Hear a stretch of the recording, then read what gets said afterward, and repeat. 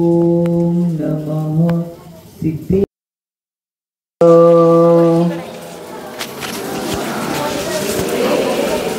ओम नमः सिद्धेभ्यः।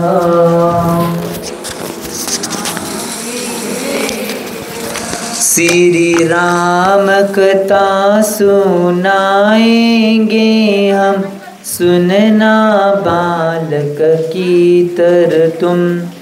श्री शांति विद्या सन्मति के नंदन, फूल अगर हो जाए तो इस बालक को क्षमा ही कर देना, देना तुम ही तुम। श्री राम कथा सुनाएंगे, प्रभु राम उर में आएंगे। जय श्री राम, जय श्री राम, जय श्री राम ही कहना है।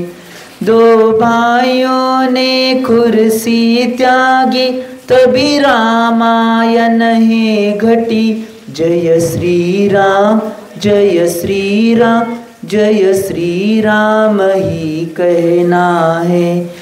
अपने घर में महाभारत नहीं, रामायण की करो तैयारी। जय श्री राम, जय श्री राम, जय श्री राम ही कहना है। जुगल चोईसो भगवान की, देवादेव मूल नायक 1008 बाल ब्रह्मचारी पार्श्वनाथ भगवान की, देवादेव मूल नायक 1008 कुंतुनाथ भगवान की, देवादेव मूल नायक 1008 बाल ब्रह्मचारी मल्लीनाथ भगवान की, सिद्धांत शास्त्र की, आचार्य भगवान श्री रविसेन स्वामी जी की, 20 सदीय प्रथमाचार्य चार्जगति समाधि सम्राट गुरुनाम गुरु आचार्य श्री शांति सागर जी महाराज की, संत शिरोमणि आचार्य गुरु श्री विद्यासागर जी महाराज की, प्रातस्मरणीय शांत मूर्ति वासरत्नाकर आचार्य गुरु श्री सन्मत सागर जी महाराज की, मम दीक्षागर युवा स्मार्ट कांति रत्नाचार्य गुरु श्री चंद्रम सागर जी महाराज की, परम पूज्य आचार्य गुरु श्री समय सागर जी महाराज की, अहिंसा में विश्व धर्म की,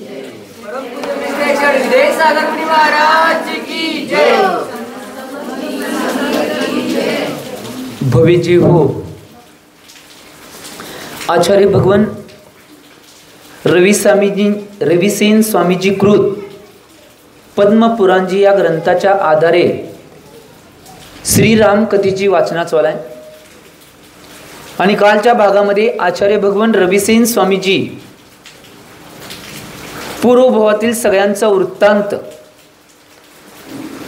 ऐकवत होते की भामंडलाची कशी अवस्था झाली आणि भामंडल कसा त्या विद्याधरांच्या घरामध्ये पुत्र म्हणून गेला आणि त्याची सगळी अवस्था आचार्य भगवंतांनी कालच्या भागामध्ये सांगितली होती। आणि त्यानंतर असा प्रसंग आला असता, एक भावुक आणि वात्सल्यमय प्रसंग की ज्यावेळी दोन्ही भाऊ आणि बहीण एका ठिकाणी भेटतात, त्यावेळी श्रीराम लक्ष्मण ते सुद्धा त्यांना आलिंगन देतात आणि हा प्रसंग काल चालू होता आणि तिथनं पुढे आपल्याला बघायचं आहे। त्यानंतर ज्यावेळी सगळ्या भामंडलला सगळ्यांनी आदरपूर्वक आलिंगन दिलं, सगळेजण भेटले, सगळ्यांचे डोळे अश्रूने डबडबले होते आणि त्याच अवस्थेमध्ये त्या भामंडलाचं ज्यावेळी त्यांनी स्वागत केलं, त्यावेळी ते झाल्यानंतर सगळ्या मानवांनी आणि विद्याधरांनी सर्वभूत हित जे आचार्य होते त्यांना नमस्कार केला आणि त्या उद्यानातून ते बाहेर पडले। त्यावेळी ते सर्वजणच अत्यंत आनंदित आणि शोभिवंत बनले होते। नंतर भामंडलाशी विचार विनिमय करून दशरथाने जनकासाठी एक पत्र लिहिलं। आता जनक आणि विधेय राणीला काहीच माहीत नाही, पत्र लिहिलं आणि ते पत्र लिहिल्यानंतर ज्यावेळी त्या भामंडलाशी विचार विनिमय केला दशरथानं, त्यावेळी ते पत्र लिहिलं आणि पत्र लिहून एका आकाशगामी विद्याधराने त्या पत्राला घेऊन तो आकाश मार्गाने जनकाच्या दिशेने म्हणजे मिथिला नगरीकडे चालला। आणि ज्यावेळी ते विमान त्या विद्याधरांनी मिथिला नगरीकडे प्रयाण केल्यानंतर इकडं ज्यावेळी हे सगळं चालू होतं आणि इकडचा प्रसंग आता असा होतोय की दशरथ राजा म्हणतोय त्या महामंडलला, तू थोडे दिवस आमच्याकडं आमच्या नगरामध्ये ये. त्यावेळी तो महामंडल त्या दशरथ राजाचं जे म्हणणं आहे ते मान्य करतोय आणि तो म्हणतोय चला आम्ही तुमच्याकडे येतो. आता त्या महामंडलची आगवानाची तयारी, सगळीकडे तोरणद्वार सजवले जातात, सगळे रस्ते सुसज्ज केले जातात, सगळे वाद्य आणि वाद्यांसह सगळी अवस्था व्यवस्थित रूपानं, जेवढी संपत्ती कुणाची आजपर्यंत नव्हती एवढी संपत्ती वेगवेगळ्या श्रावक श्राविकांना तिथल्या नगरातल्या नगरवासियांना दान म्हणून दिली जाते. कारण की महामंडलांचं आगमन या दशरथाच्या नगरीमध्ये आणि देशामध्ये होत आहे म्हणून. आणि किती वर्षानं तो सापडलाय, सीतेचा भाऊ आहे म्हणून हे चालू होतं. ती आगवानी सगळी झाली आणि आगवानी झाल्यानंतर उंच अशा एका महलामध्ये महामंडलला राहण्यासाठी जागा दिली होती. त्या महलामध्ये तो गेला आणि त्या महामंडल त्या महलामध्ये गेल्यानंतर तिथं वास्तवस्थिती बसला. त्यावेळी तिथनं सगळं महल तो फिरून बघत होता. उंच उंच भिंती होत्या, त्याला एक उद्यान सुद्धा होतं, त्या सगळ्या पायऱ्या होत्या, ते सुंदर सुंदर सगळं सुसज्ज केलेलं असं महल त्या महामंडलाला दिला होता. तो महामंडल अतिशय आनंदित होऊन त्या महलामध्ये ज्यावेळी अतिशय व्यवस्थित रूपाने त्या महिलामध्ये आराम करत असतोय. आणि त्याच वेळी आता इकडचा प्रसंग असा होतोय, ज्यावेळी तो विद्याधर विमान घेऊन मिथिला नगरीकडं जनक राजाकडं दशरथाचं पत्र घेऊन चाललाय, त्यावेळीचा प्रसंग. आता तो मनामध्ये तो विमान घेऊन विद्याधर आहे, तो जो आकाशगामिनी विद्याधर होता, तो विचार करतोय की आता जनकाला जाऊन मी काय सांगायचं आणि कसं प्रसंग उद्योत करायचा. त्यावेळी तो मनामध्ये विचार करतोय की काही न सांगता फक्त दशरथ राजांना आपल्यासाठी हे पत्र दिलेलं आहे एवढंच म्हणायचं आणि त्यांना प्रणाम करून आपण तिथं उभा राहायचं. हा मनात विद्याधरानं घाट बांधल्यानंतर तो विद्याधर घाट बांधतोय आणि तिथं जातोय. ज्यावेळी जनक राजाच्या महलामध्ये तो विद्याधर पोचल्यानंतर जनक राजा विचारतोय की आपण काय येणं केलेलं आहे. त्यावेळी तो विद्याधर म्हणतोय मी महामंडलाबरोबर गेलो होतो, परंतु दशरथ राजानं आपणासाठी एक पत्र दिलेलं आहे आणि ते पत्र तुम्हाला देण्यासाठी इथं आलेलं. त्यावेळी तो जनक अतिशय आदरपूर्वक त्या विद्याधराकडून ते पत्र स्वीकारतोय आणि ते पत्र घेऊन ज्यावेळी पत्र घेतोय आणि पत्र वाचायला चालू करतोय, जसं पत्र वाचल तसे त्याच्या डोळ्यातून अश्रू पडायला चालू होतात. आणि अश्रू पडायला चालू झाल्यानंतर पत्र जे आहे ते सगळं पूर्ण वाचून झाल्यानंतर तो जोरात रडायला चालू करतोय आणि रडतच त्या विद्याधरालाच आलिंगन देऊन जोरात परत आणि रडायला चालू करतो. कारण की एवढ्या वर्ष त्यांचा जो पुत्र हरवला होता तो पुत्र त्यांना मिळाला, ते आनंद अश्रू त्याच्या डोळ्यातून येत होते आणि त्या आनंदामध्ये त्या विद्याधराला सुद्धा आलिंगन देऊन तो रडू लागला. आणि जोरात ओरडून विदेह राणीला हाक मारू लागला. आणि ती विदेह राणी तिथं आल्यानंतर त्या विदेह राणीला सुद्धा पत्र हातामध्ये देतोय, स्वतः वाचून सांगत नाही किंवा दाखवत नाही. विदेह राणी ज्यावेळी ते पत्र वाचते, पत्र वाचल्यानंतर ती तर एवढ्या जोरात रडू लागते आणि आक्रंदन करू लागते. कारण की जीवनामध्ये मातेचं हृदय आहे ते अतिशय उत्कृष्ट आहे. त्या मातेच्या हृदयामध्ये एवढं वात्सल्य भरलेलं असते मुलाविषयी की त्या मुलाच्या वात्सल्याच्या माध्यमातून तिच्या डोळ्यातून एवढे अश्रू यायला लागले आणि जोरात ती आक्रंदन करू लागली, आवाज करून रडू लागली. त्यावेळी जनक राजा म्हणतोय की हे राणी, हे प्रिये, तू कोणत्याही पद्धतीनं आक्रंदन करू नकोस. कारण की आपल्याला शीघ्राती शीघ्र आता नुसतं आपल्या हातामध्ये ते पत्र आले, बातमी आलेली आहे की आमचा जो लहानपणी मुलगा हरण करून नेला होता तो मुलगा आम्हाला प्राप्त झालाय, हे नुसतं आपल्याला बातमी कळली आहे. लवकर तू कोणताही प्रकारचं आक्रंदन करू नकोस, आपल्याला लवकरात लवकर त्या महामंडलाला भेटण्यासाठी दशरथाच्या नगरामध्ये जायचं आहे, तू सगळी तयारी कर. त्यावेळी इकडं सगळी व्यवस्था त्या महामंडलाची दशरथ राजाने लावली होती. सगळेजण येऊन त्या महामंडलाशी चर्चा करत होते. महामंडल सुद्धा त्या सगळ्या व्यक्तींच्या प्रेमामध्ये पूर्णपणे मग्न झाला होता की सगळेजण येऊन भेटत आहेत, कारण की सीताचा भाऊ एवढ्या वर्षाने मिळाला म्हणून सगळेजण येऊन भेटून त्याची सांत्वना करण्याचा प्रयत्न करायला. काही भिवू नका, एवढ्या वर्षानं तुम्ही मिळालाय, प्राप्त झालाय, काही भिवू नका, तुम्ही सगळे सुकुशल आहात. तो सुद्धा महामंडल म्हणतोय मी सुकुशल आहे, तुम्ही सुद्धा सगळेजण सुकुशल राहावे एवढी मी भावना करतोय. मागची परिस्थिती काय होते आणि आता परिस्थिती काय झाली बघा. आणि ही घटना झाल्यानंतर ज्यावेळी तो दशरथ ज्यावेळी दूतानं अर्पण केलेलं पत्र त्याच्या मनात येते आणि तो आता जनक राजाच्या आगमनाची तयारीसाठी सगळ्यांना आज्ञा देतोय की आपण दूताकडे पत्र दिले हे माहीत आहे दशरथाला.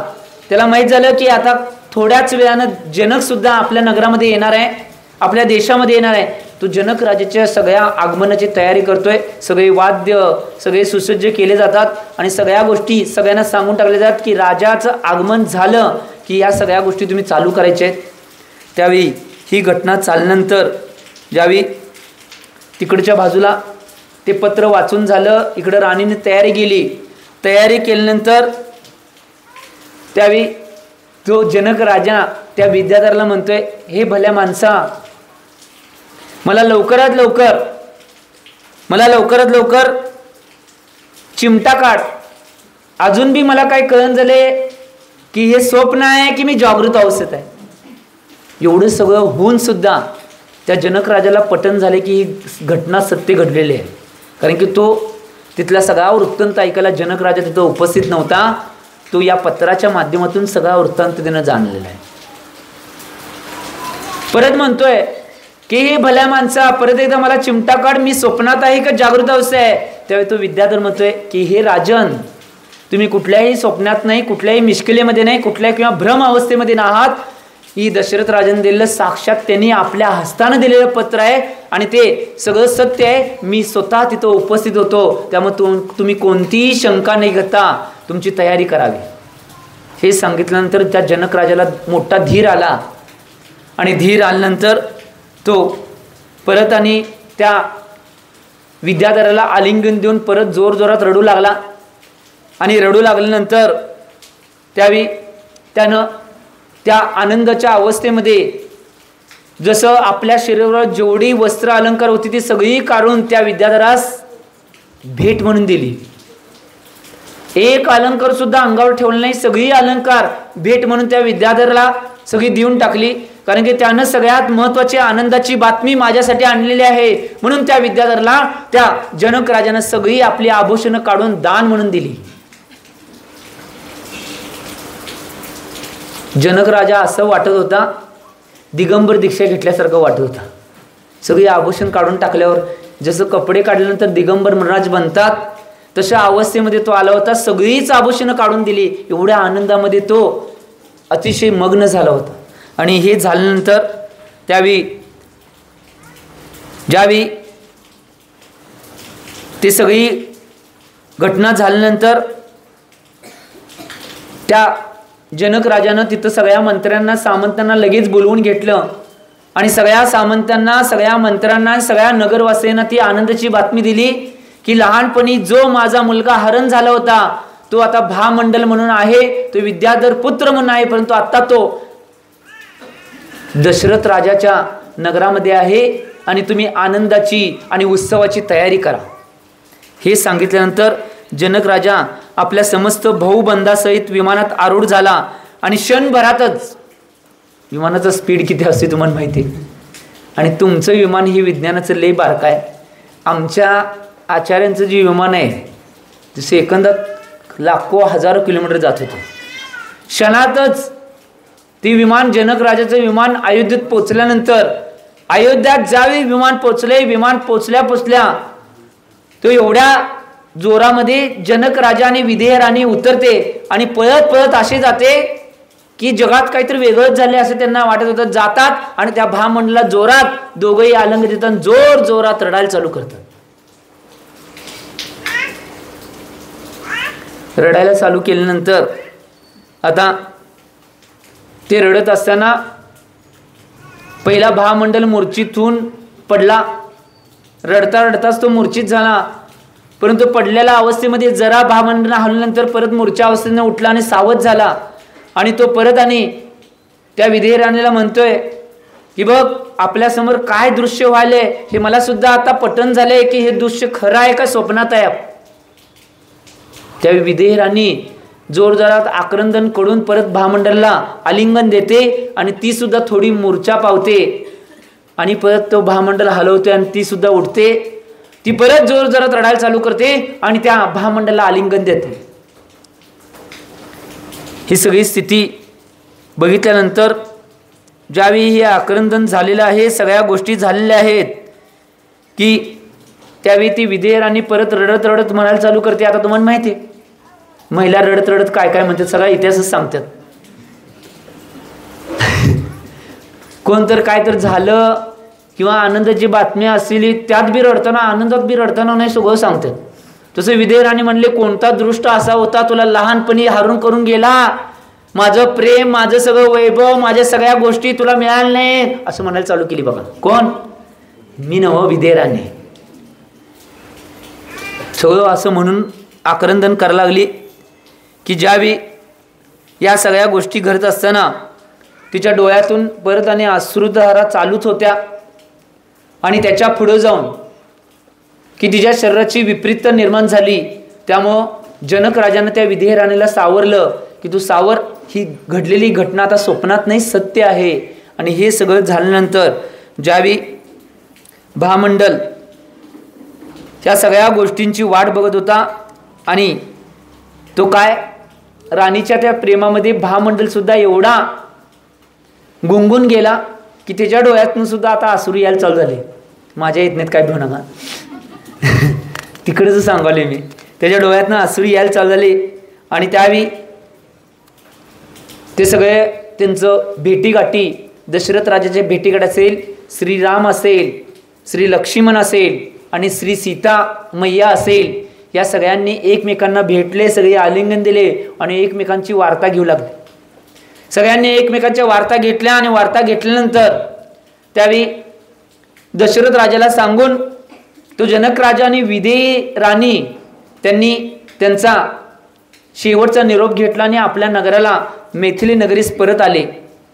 त्यावेळी तो भामंडल परत त्या दशरथ राजाच्या जवळ म्हणजे अयोध्येमध्ये परत 1 महिनाभर राहिला आणि त्या काळामध्ये बंधुजनांचा सहवास प्राप्त झाल्यामुळे तो अत्यंत आनंदित झाला होता.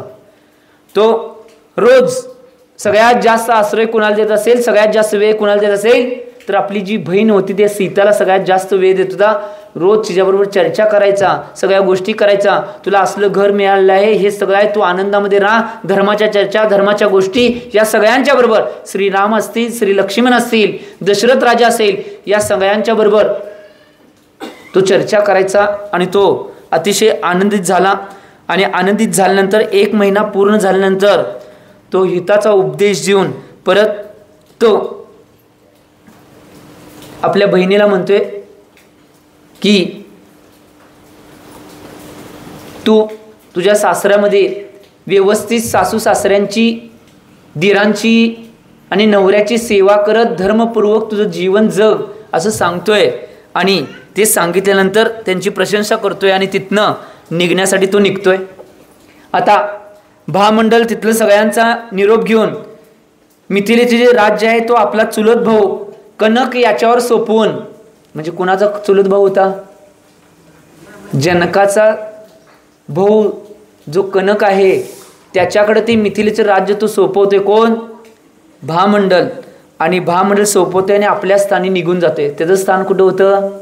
तो राजा होता, तो विद्याधर राजा होता. त्या राज्यामध्ये जे चंद्रगतीचं राज्य होतं त्या ठिकाणी तो आपल्या स्थानावर निघून जातो. निघून झाल्यानंतर हे सगळं जे सुंदर सुंदर वर्णन ज्यावेळी झालं होतं त्यावेळी सगळं सुंदर वर्णन ऐकलं होतं आणि सगळ्यांनी ज्यावेळी हे सगळं ऐकलं ते ऐकल्यानंतर आता आचार्य भगवंतांनी या आर्ष काव्यातील भामंडलाच्या मिलनाचे वर्णन करणारं पर्व आज संपवलेलं आहे. आणि हे संपल्यानंतर आता पुढच्या पर्वाला आजच्या भागातून सुरुवात होणार आहे. अतिशय मोहक प्रसंग आता आपल्यासमोर येणार आहे. सगळ्यात महत्त्वाची गोष्ट आपल्यासमोर येणार आहे की जीवनामध्ये काय काय घटना कशा कशा घडतात याचं चित्रण करणारं वर्णन आचार्य भगवान कथित करणार आहेत. त्यावेळी श्रेणिक राजा गौतम स्वामींना विचारतोय की आम्ही हे सगळं ऐकलं, परंतु जो अनरण्याचा पुत्र दशरथ होता, त्या दशरथास मोठं वैभव प्राप्त झालं आणि त्यानंतर इष्टमित्रासह त्यानं काय केलं, या सगळ्याचा वृत्तांत तुम्ही परत सांगावा अशी ज्यावेळी ही केली, त्यावेळी काय झालं माहिती काय, त्यावेळी एका ठिकाणी दशरथ राजानं कल्याणकारी सर्वज्ञ अशा सर्वभूत आचार्यांना प्रणाम केला आणि त्यांना आपल्या मनातील संशय विचारला. आता दशरथाच्या मनात काहीतरी संशय होता की सगळ्यांचं ऐकून घेतलं, दशरथाची शंका विचारली, त्याला वेळच मिळाला नाही.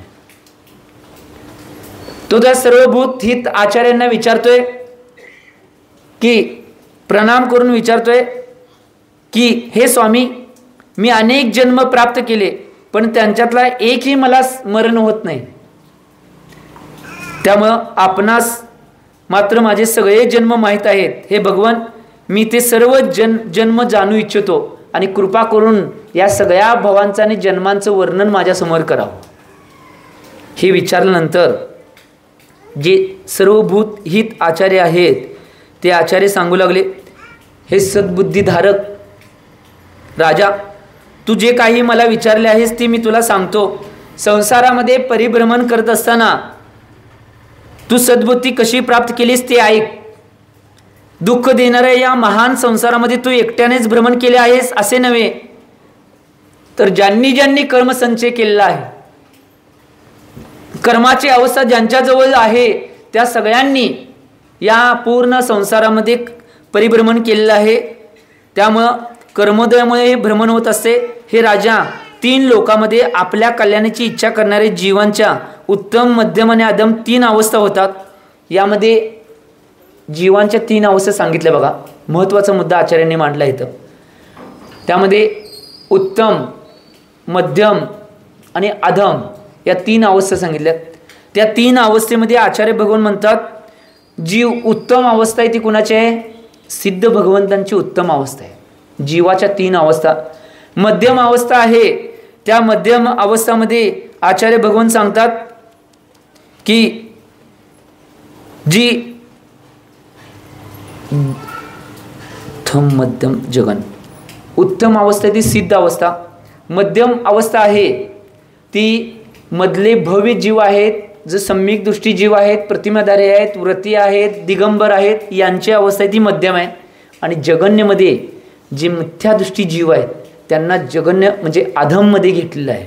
मी सांगितलं नाही हां, कोण सांगाल आहे, कारण की दुपारी बी तोच प्रसंग आणि संध्याकाळी बी आचार्य भगवंत स्थिती नेऊन पोचवले. त्याने काय करायचं आम्ही.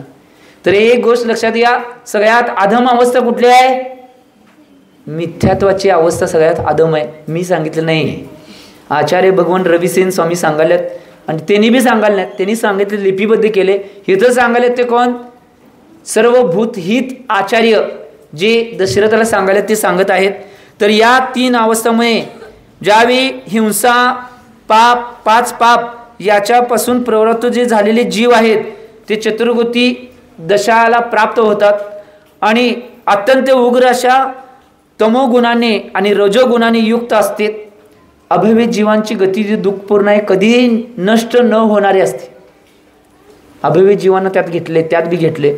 मिथ्यात्व म्हणजे मिथ्यात्व ज्यांच्याजवळ आहे ते अभव्य सगळे असतील असं काही नाही, त्यातली काही सम्यक्तला प्राप्त करून घेतील. परंतु यात मिथ्यात्व जीवसुद्धा घेतल्यात आणि अभव्य जीवसुद्धा घेतल्यात. यात 2 भेद आहेत हां. आता एक मध्येच सांगतो, वेळ आलाय म्हणून.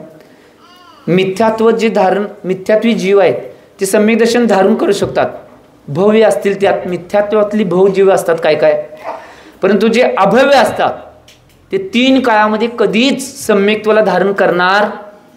काही झालं साक्षात तीर्थंकर येऊन जरी सांगितले तरी ते अभव्य जीव सम्यक्त्व धारण करणार. ही गोष्ट महत्वाची आहे. त्यामुळं एक गोष्ट लक्षात घ्या, ते वरनं पाणी पडून दे, काय पडून दे, काय होऊन दे, कोण किती सांगून दे, ते कधीही अभव्य जीव 3 काळामध्ये भव्याला प्राप्त होणार नाहीत.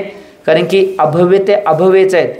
आचार्य भगवंतांनी काही काही ग्रंथामध्ये अशी उदाहरणं सांगितल्यात की अभव्य ज्यावेळी दीक्षा घेतोय, अभव्य दीक्षा घेतोय, दिगंबर दीक्षा घेतोय, अभव्य दीक्षा घेतोय आणि तो त्यांचं प्रवचन बाकीच्या गोष्टी त्यांनी करत असतोय, त्याच्या आसपास बसलेले जे भव्य दिगंबर मुनी असतात का नाही, त्यांचं प्रवचन ऐकून त्यांच्या गोष्टी ऐकून तिथनंच मोक्षाला जातात. तो अभव्य जीव तिथंच.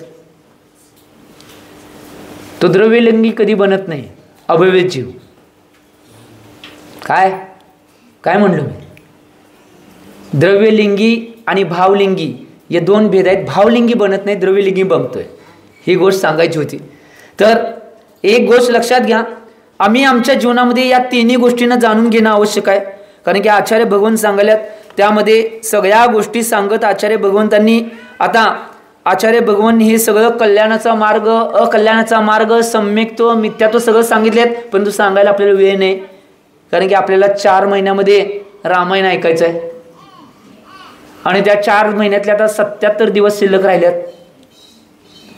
किती? फक्त 77 दिवस राहिल्यात.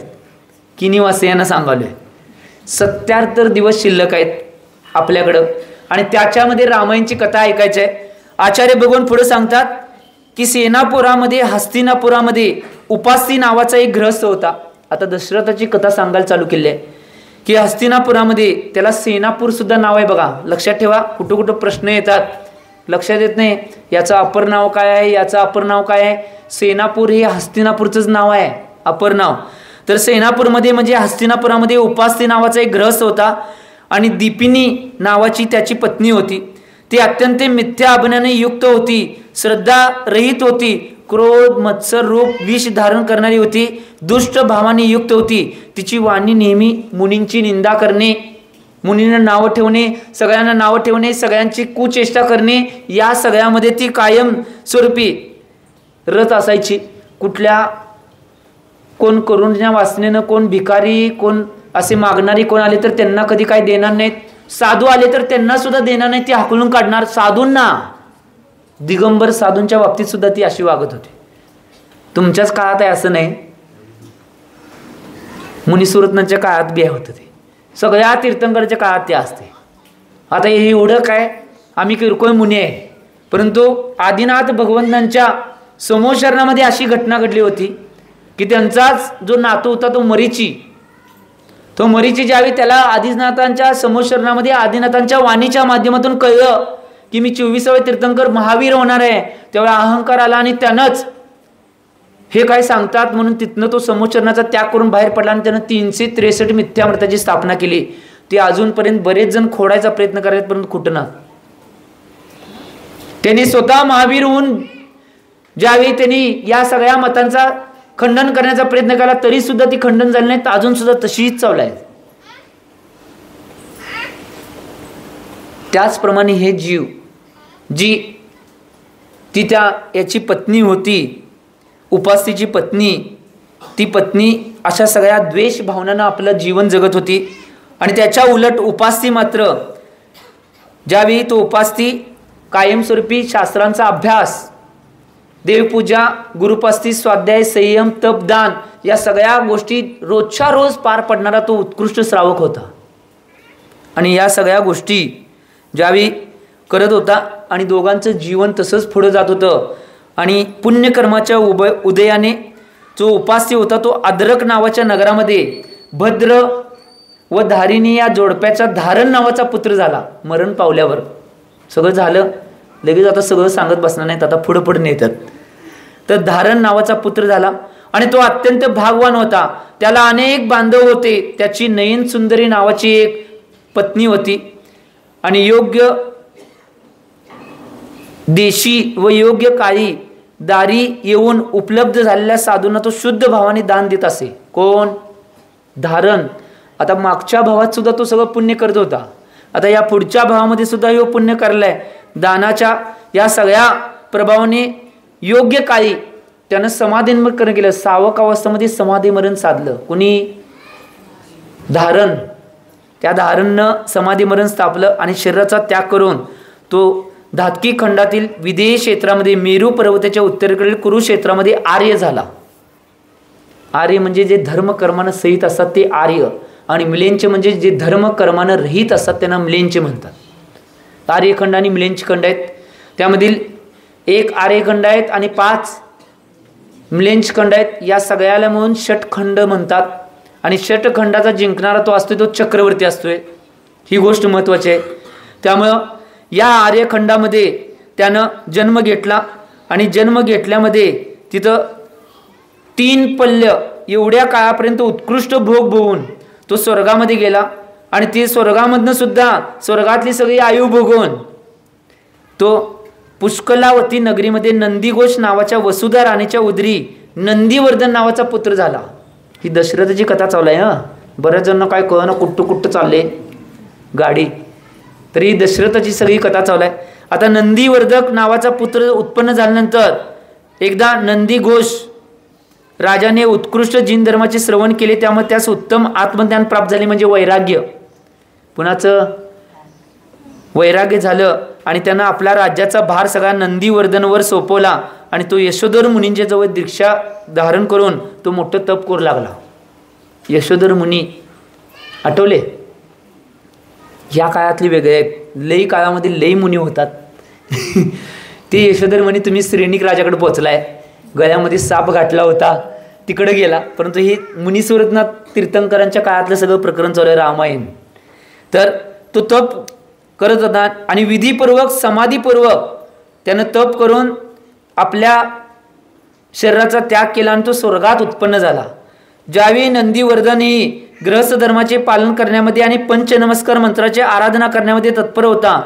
1 कोटी वर्षापर्यंत त्याने उत्कृष्ट भोग भोगले. त्यांची आयु तेवढी होती. आता आम्हाला इथं 100, 80, 50 मिळाले तर आम्ही ताटतोय.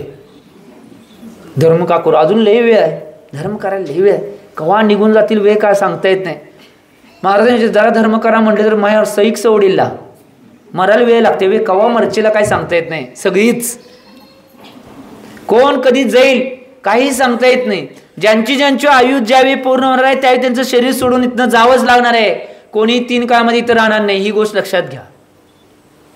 त्याचप्रमाणे त्यानं सुद्धा आपल्या शेवटच्या समयामध्ये 1 वर्षापर्यंत त्याने उत्कृष्ट भोग भोगले आणि शेवटी संन्यासपूर्वक शरीर त्याग केला. म्हणजे दीक्षा घेऊन त्याने शरीराचा त्याग केला आणि तो 5व्या ब्रह्मस्वर्गामध्ये जन्म घेतला. आणि तिथून सुद्धा त्याचं आयु संपल्यानंतर तो विदेश क्षेत्रामध्ये मेरू पर्वतच्या दक्षिण भागातील विजयर्ध पर्वतावर चंद्रपूर नावाच्या नगरात राजा रत्नमाली आणि राणी विद्युलता यांचा सूर्यजय नावाचा पुत्र झाला. कोण? लय काय काय फिरवले बाबा दशरथ राजाला. किती फिरला बघा दशरथ राजा. एवढं सगळं कुठं पुण्य करत आलाय. हे का सांगवले माहिती काय? माझ्या मनात दुपारी आलतं की सांगायला नको म्हणून डायरेक्ट पुढं न्यावं. पण मनात भाव काय झाले माहिती काय? हे सांगणं का महत्वाचं आहे? किती भावात पुण्य केल्यानंतर धर्म केल्यानंतर काय काय मिळते हे सांगायसाठी हे सगळे भाव सांगले. किती भावात कोण कुठे साधना केली बघा आणि मग तो एवढ्या महान राजा पदाला म्हणजे दशरथ पदाला तो प्राप्त झालाय हे सांगायचं म्हणून सगळं सांगावलं. आम्ही जरा धर्म केला तर लय झाला, पुण्य लय मिळवलं. तेवढ्या पुण्यावर काय येत नाही. बाजारात गेला तर त्या पुण्याला कोण विचारत? वर्षानुवर्षी भवानुभवे जन्मानुजन्मे ज्यावेळी पुण्याची प्राप्ती केल्यानंतर मग खऱ्या सुखाच्या आणि भविष्यामध्ये परंपरेनं मोक्षाची प्राप्ती होती. ही गोष्ट लक्षात घ्या. आम्ही एक साधं मिथ्यात्व त्याग करायला भ्यालोय. काय करायचं? चिंतन आम्ही करणं आवश्यक आहे. त्यामुळं त्यानं समाधीपूर्वक ज्यावेळी शरीर त्याग केला तो 5व्या ब्रह्मामध्ये 5व्या स्वर्गामध्ये ब्रह्मस्वर्गामध्ये ज्यावेळी तो देव म्हणून जन्मला त्यानंतर सूर्यजय झाला. आणि त्यावेळी सिंहनगरामध्ये राजा वज्रलोचन राहत होता. अत्यंत बलशाली असा तो रत्नमाली आणि त्या वज्रलोचनाशी युद्ध करण्यासाठी सिंहपराकडे निघाला. आता ही आणि मधलीच पात्र वेगळे आल्यात. लय काय काय पात्र इथे थांबा बघा. आता त्यावेळी त्याच्यासोबत अत्यंत तेजस्वी असे दिव्य रथ, पायदळ, हत्ती, घोडे, निरनिराळे शस्त्रे, अंधार उत्पन्न करणारे अत्यंत बलशाली श्रेष्ठ असे सामंत आणि रत्नमाली अत्यंत क्रोधाने दात ओठ खात त्याने हातामध्ये धनुष्य धारण केले. शरीर कवचाने झाकून घेतले होते. अग्निविद्याच्या साह्याने तो शत्रूच्या आश्रयतान जाळून टाकू इच्छित होता. त्यांच्या दोघांच्यात युद्ध चालू झाले. त्या युद्धाचा प्रसंग हे सांगायलात. आणि ज्यावेळी तो रथामध्ये आरूढ होऊन निघाला होता, त्यावेळी रूप भयंकर बनले होते. अशा रीतीने तो आकाश मार्गाने निघाला होता. तेवढ्यात कुण्या देवाने त्यास अचानक म्हणले की, अरे रत्नमाली, तू हे काय आरंभले आहेस? क्रोध सोड आणि जरा जागा हो. मी तुला सर्व पूर्व जन्मातला वृत्तांत कथन करतो. आता इकडं आणि गाडी बघी बघा. त्यावेळी तो देव म्हटल्यानंतर या भरत वर्षामध्ये गांधारी नावाच्या नगरीमध्ये भूती नावाचा एक राजा होता. पात्र लक्षात ठेवपर्यंत म्हणणार महाराज काय कळण झाले. आणि उपमन्यू नावाचा त्याचा पुरोहित होता. ते दोघंही मांसाहारी व नीच कृत्य करणारे होते. एकदा कमलगर्भ नावाच्या मुनींचा उपदेश ऐकून, मुनींचं नाव काय? कमलगर्भ. एवढं तर लक्षात ठेवा, बाकीचं राजांचं राहून दे.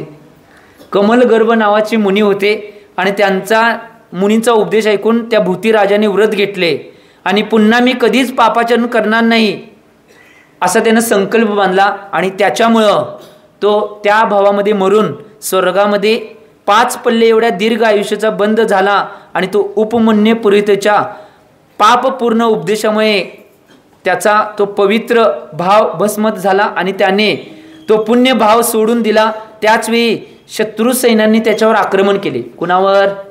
मगाशी जी घटना होती आणि तिथं घुसवलं, त्या शत्रू सैन्यावर ज्यावेळी आक्रमण केल्यानंतर त्यास उपमन्य पुरोहितास ठार मारले आणि पुरोहिताचा जीव हत्ती झाला. तो तिकडं काय झालाय? महाराज काय लक्षात येऊन झाले, बघायलाच नुसता. तो देव झालाय की हो, मगाशी ऐकलं की. इकडं यो हत्ती झाला आणि तिकडं तो ज्यावेळी एका युद्धामध्ये तो अत्यंत दमला आणि मरणावस्थेत पोचला व पण इतर दुःखी जीवांना मिळण्यास कठीण असा नमोकार मंत्र कुणाचं सांगवले? हत्तीच सांगवले. तो परत युद्धात हत्ती गेला होता आणि युद्धामध्ये ज्यावेळी दमला होता त्यावेळी दमलेला आता मरणासन्न अवस्थेमध्ये त्याच वेळी त्याच्या कानावर हत्ती अवस्थेमध्ये नमोकार मंत्र पडला. कुणाच्या अवस्थेमध्ये? माणूस नाही, हत्ती अवस्थेत. हत्ती अवस्थेत ज्यावेळी नमोकार मंत्र त्याच्या कानात पडला त्यावेळी प्राप्त झाल्यानंतर त्याच्या प्रभावाने तो त्याच गांधारी नगरीमध्ये भूती राजाच्या बुद्धिमान पुत्राचा योजन गंधा नामक राण्याच्या वदरी अरिसुदन नावाचा पुत्र झाला. कोण? हत्ती. हा, आता कळालं, जरा कळाले. तो पुत्र झाल्यानंतर अरिसुदर नावाचा पुत्र झाल्यानंतर कमलगर्भ मुनीस पाहून त्यास पूर्वभावाचे स्मरण झाले. बघा, पूर्वभावामध्ये सुद्धा त्या मुनींच्याकडून उपदेश त्यांनी ग्रहण केला होता. त्या ज्यावेळी मुनींना त्यानं पाहिलं या अरिसुदनना राजाच्या पुत्राच्या रूपामध्ये, त्यावेळी त्याला परत काय झालं? सगळं पूर्वभराचं स्मरण झालं आणि त्याने लगेचच दीक्षा ग्रहण केली. आम्हाने कोण बी भेटतोय पूर्वीच, आम्ही काय ऐकणार?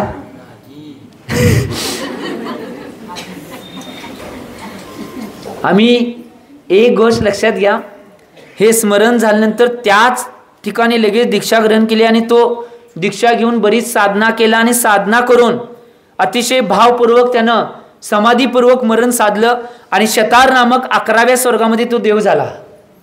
प्रत्येक वेळी एक नाही, स्वर्ग वाढाल्यात हे लक्षात घ्या. जेवढं पुण्य जेवढं धर्म जास्त करेल तेवढं तो वर जन्म घ्यायलाय. आणि ज्यावेळी त्या 11व्या स्वर्गामध्ये देव झाला तो मी आहे. जो देव त्याला नाही पूर्वभाव सांगत होता तोच देव सांगायला आलता. आता लक्षात आलं बघा, कहाणी आली काय? आली. हां, निम्म कळतंय, अजून पुढे येते तसं कळतंय.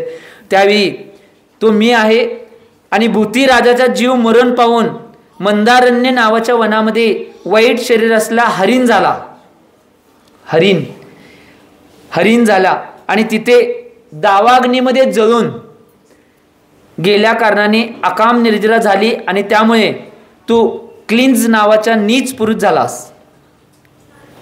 सांगायला त्याचं परत आणि स्मरण. तो त्या पुरुष झाल्यानंतर त्या पर्यायामध्ये जे पापकर्म केले त्यामुळे मरून तो शर्करा प्रभा नावाच्या दुसऱ्या नरकात गेला. इकडं काय जण नरकात चालल्यात, काय धर्म केल्यामुळं. आता हे सगळे जीव परत पुण्य करून एका ठिकाणी कसे येतात बघा. आता सिस्टीम काय आहे तर एवढं सगळं झाल्यानंतर ज्यावेळी तो नरकात गेल्यानंतर त्या ठिकाणी तुला मी तिथं येऊन प्रबोधन केलं, मी म्हणजे ते देव, मी नव, मी कशाला नरकात जातोय तर त्या देवानं मी स्वतः येऊन तिथं तुला प्रबोधन केलं आणि प्रबोधन दिलं, त्याच्या प्रभावाने तिथून निघून तू रत्नमाली विद्याधर झाला आहेस आणि आत्तापर्यंत तू जी दुःखी भोगली आहेस ती पुरेशी नाहीत काय? त्या देवाने असे म्हटल्यावर आता रत्नमालीचे मन निरनिया दुर्गतीतील दुःखाचे अगदी भयभीत, सगळं वर्णन ऐकून भयभीत झालं आणि रत्नमालीचा हा वृत्तांत ऐकून त्याचा पुत्र सूर्यजय याच्या मनातही मोठे वैराग्य उत्पन्न झाले. त्यामुळे रत्नमालीने सूर्यजयाचा पुत्र कुलनंदन यास राज्यावर बसवले आणि ज्याच्या मनामध्ये पुण्य भावाचा उदय झाला होता त्या सूर्यजयासह तिलक सुंदर नावाच्या सौम्य शांत आचार्यास ते शरण गेले दीक्षा घ्यायला. एवढं सगळं ऐकले आणि त्यांची भावना झाली वैराग्याची, आत्मज्ञान प्राप्त झालं आणि ते त्या दुसऱ्या आता आचार्यांच्याकडे आता दीक्षा घ्यायला गेले. दीक्षा घ्यायला गेल्यानंतर ज्यावेळी त्यांनी ते सगळे दीक्षा घेतले आणि उत्कृष्ट असं तप करून सूर्यजय महाशुक्र स्वर्गामध्ये गेला आणि तिथून ते आयु संपवून तो राजर्षी अनरण्याचा तू दशरथ नामक पुत्र झालास. आलं बघा, दशरथापर्यंत आलं.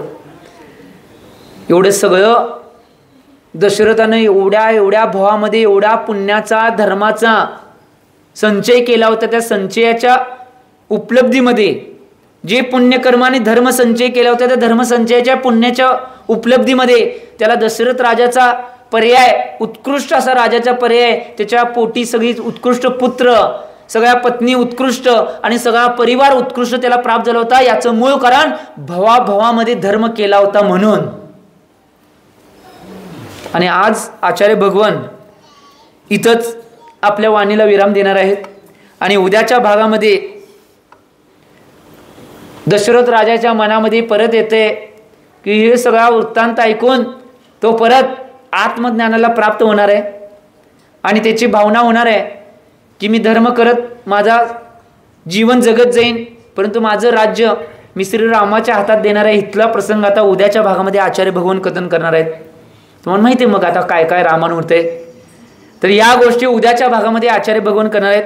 आजच्या कर्मसिद्धांताच्या माध्यमातून आपल्याला जर काय जाणून घ्यायचं असेल तर आचार्य भगवान आजच्या कर्मसिद्धांताच्या अपेक्षेने सांगतात की आम्ही आमच्या जीवनामध्ये एक गोष्ट लक्षात घेणं आवश्यक आहे की भावामध्ये जेवढ्या वेळ आम्हाला मिळतील, जेवढ्या संधी मिळतील त्यावेळी धर्म करण्याची संधी कधी सोडू नका. हा कर्मसिद्धांत आजच्या भागातून आपल्याला मिळतोय श्री रामकथेमधून. आम्ही आळस लय करतोय, धर्म करायला लय आळस करतोय, परंतु एक गोष्ट लक्षात घ्या, जेवढी संधी मिळेल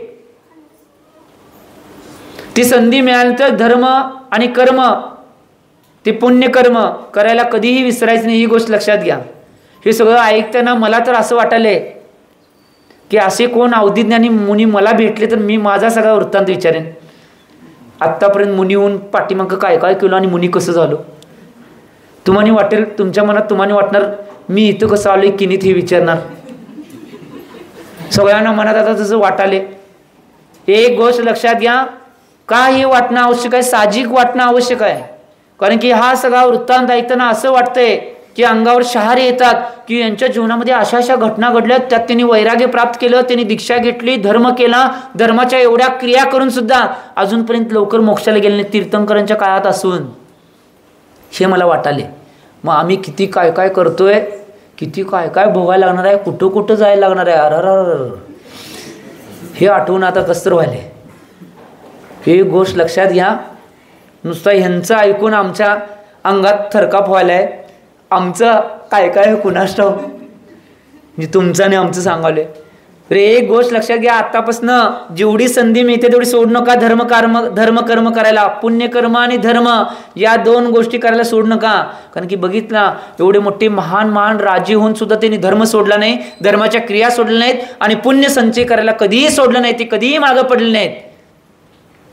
आम्ही भीतोय, मला लय काम आहे संसारात, हे करायचं आहे, ते करायचं आहे, हे करायचं आहे. अहो राजे होते, तुम्ही एवढं परिवार घेऊन बसलाय, एक नोकरी किंवा एक व्यापार किंवा एक घर बनवलाय. ते राजांचं घर, संपत्ती, वैभव हजारो करोडो अब्जो रुपयाची म्हणाले मी.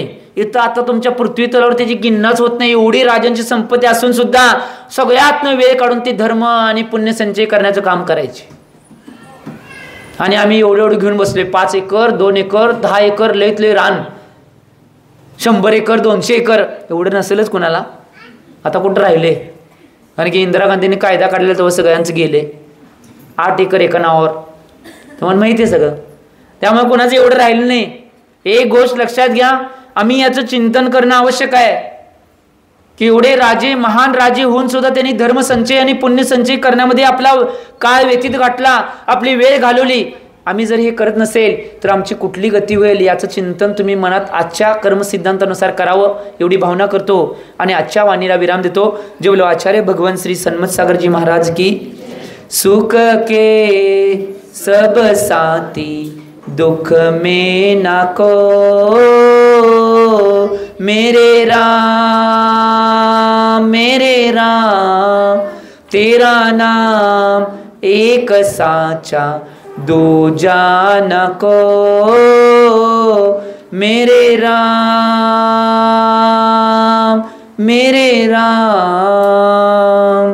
विद्यासागर के गुण आगर